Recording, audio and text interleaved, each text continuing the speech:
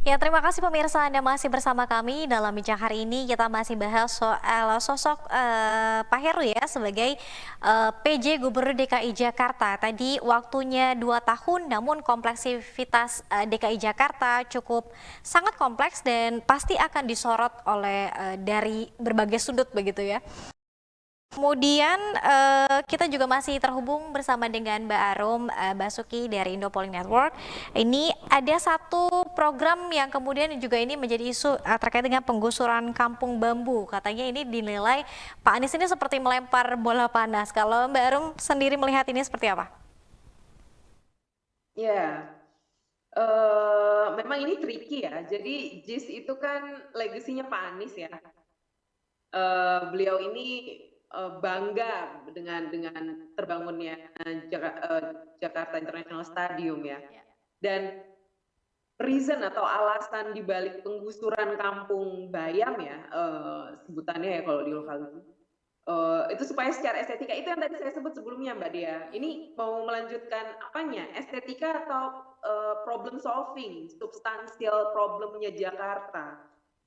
Dan kasus JIS ini menunjukkan itu sebetulnya. Kecenderungan di mana era ini lebih senang, nampaknya lebih condong ke arah pembentukan image kota ya. Memang cantik benar, saya juga menikmati melihat jembatan jadi makin keren, terus trotoarnya makin besar, ada tempat duduk gitu. Tapi di sisi yang lain, apakah model-model pemberantasan masalah yang paling utama? Nah, penggusuran itu kan juga satu hal ya. Kita kalau bicara ruang itu jadi ruang milik warga DKI itu sebetulnya ada apa enggak? Jangan-jangan ruang itu hanya dimiliki oleh para pemodal, hanya dimiliki oleh kelompok orang-orang yang punya power atau relation of power yang besar ya, yang punya sumber daya untuk merebut begitu loh. Jadi warga DKI ini sebenarnya warga DKI yang mana yang seringkali ditujukan gitu untuk dilakukan ini, apakah untuk mereka yang akar rumput, apakah yang akar rumput ini ikut menikmati estetika tersebut, karena nampaknya mereka adalah orang yang paling terakhir yang merasakan kenikmatan untuk apa menggunakan fasilitas estetis seperti itu ya. Saya kira kalau warga DKI Jakarta yang akar rumput yang dari kelompok sosial menengah ke bawah bahkan bawah ya, kapan mereka punya waktu untuk kalau bahasa sekarang chill gitu ya, healing gitu. Saya pikir kalau untuk masuk ke JIS juga belum tentu, tapi kenapa mereka tidak didahulukan untuk diajak dialog ya? Sejak awal mula misalnya proyek pembangunan JIS itu dilakukan.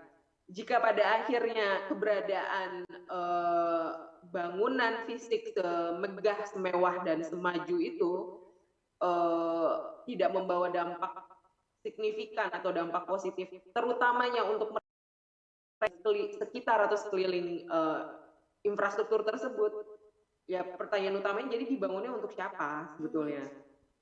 Mengapa itu harus dibuat dan didahulukan? Ini saya sekali lagi dengan perspektif ini ya, ruang itu milik siapa akhirnya? Apakah milik warga atau milik elit? Nah, itu dia. Jadi ya saya pikir tinggal Pak Heru nih mau melanjutkan pendekatan estetika atau pendekatan problem solving gitu. Ya kalau membaca dan mendengar pernyataan beliau di frekuensi publik ya, nampaknya dia mencoba akan mengakomodasi setiap hasil kebijakan yang sudah dibuat oleh gubernur-gubernur sebelumnya. Tapi kita nggak tahu kan, karena bicara soal DKI ini pernyataan policy bisa jadi pernyataan politis gitu. Jadi kita amati bersama aja Mbak.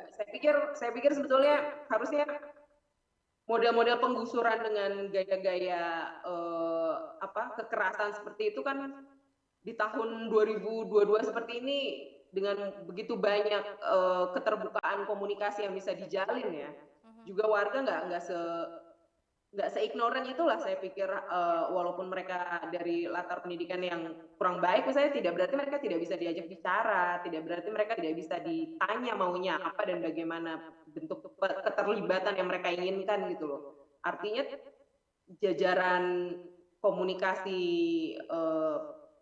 gubernur yang sebelumnya itu bagaimana?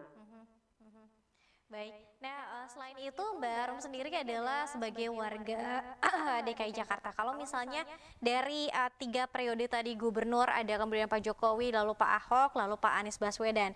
Ini juga menjadi satu bagi Pak Heru adalah permasalahan banjir.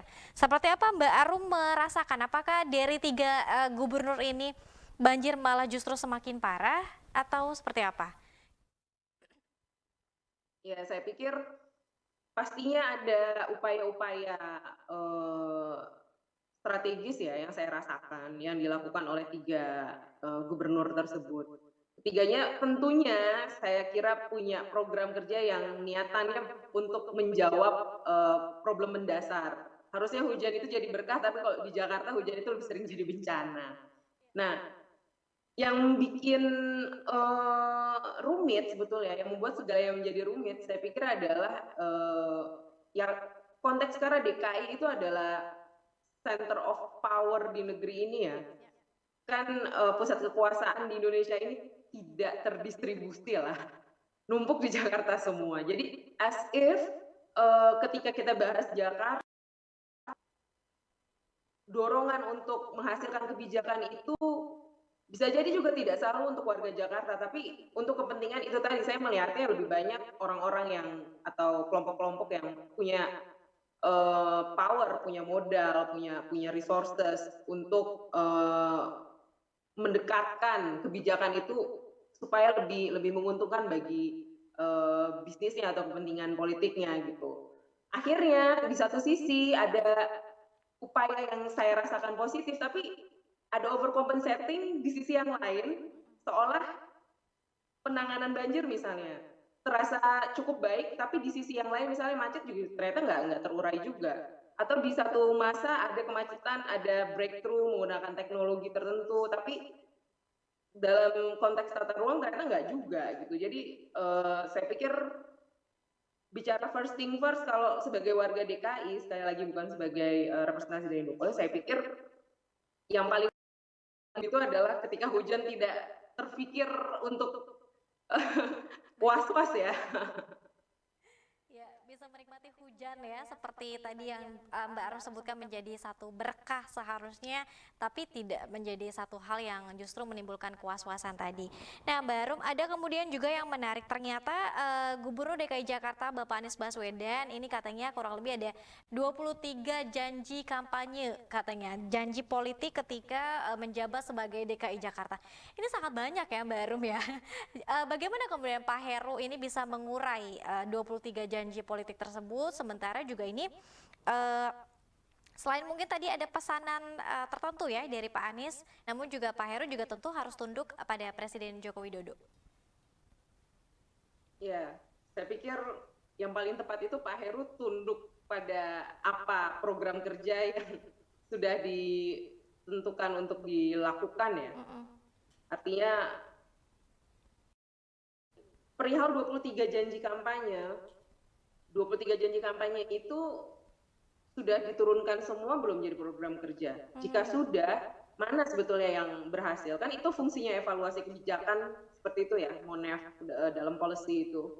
Monitoring dan evaluasi kebijakan untuk melihat skalanya, skala keberhasilannya itu sampai mana, skala memuaskannya sampai mana, indeks job approval dari tiap sektor bagaimana. Tadi saya sudah singgung tentang misalnya kemacetan, LRT itu PT Jakpro itu sampai sejauh apa sih pengerjaannya? Sudah kapan itu bisa dioperasikan? Juga soal tata ruang sekali lagi. Ini kan kalau ngelihat ya memang hard fact ya, hard truth-nya adalah dari 23 itu saya pikir kalau dijabarkan itu nggak nyampe 10 yang betul-betul dilakukan di lapangan ya. Memang memang yang akhirnya jadi itu grandiose semua, besar semua, Hmm. tapi ya itu tadi, saya pikir ingin berfokus meneruskan legacy dari gubernur sebelum Pak Heru ini, Ya. secara estetika, secara model-model penanganan yang saya bilangnya itu penuh dengan imaji komunikasi yang baik, Mm-mm. tapi sebetulnya ada begitu banyak penggunaan aparatur negara ya, seperti model penggusuran kemarin. Ya. Ya saya pikir harus ada rasionalisasi. Dalam 2 tahun apakah semuanya bisa dari 23?